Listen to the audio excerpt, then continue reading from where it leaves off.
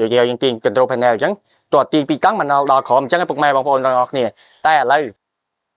ជំរាបសួរពុកម៉ែបងប្អូនទាំងអស់គ្នាឥឡូវនេះខ្ញុំមានកន្លឹះខ្លះដែលសម្រាប់ fan របស់ Samsung អញ្ចឹងអ្នកប្រើ S22 23 24 Ultra ឬក៏ Samsung ទាំងអស់អញ្ចឹងអាចចូលមើលវីដេអូនេះបានអញ្ចឹងជាដំបូងយើងពិបាកនឹងការចុចចាដូចជាយើងទាញ control panel អញ្ចឹងតើទាញពីកង់មកដល់ក្រោមអញ្ចឹងពុកម៉ែបងប្អូនទាំងអស់គ្នាតែឥឡូវយើងបដូរតែមួយកន្លឹះទេអញ្ចឹងយើងចូលកន្លែង edit វាមកចូលមកប៉ាប់ណាតមកយើងយកកន្លែងនេះ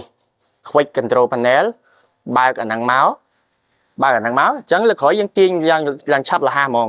ទាញតែមួយ quick មកហ្មងអញ្ចឹងណាទាញដូច iPhone មកតែម្ដងទាញតែមួយ quick មកម្ដងអញ្ចឹងវាងាយស្រួលសម្រាប់យើងទាំងអស់គ្នាបើតែបើយើងទាញយ៉ាងនេះវាមកពីតង់ឃើញទេបើតែយើងទាញខាងនេះដូច iPhone យ៉ាងទាញមកខ្វាប់នេះទាញម្ដងទៀត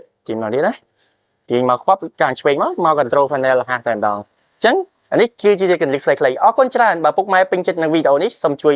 ចុច subscribe និង like ផងណាអរគុណជំរាបលា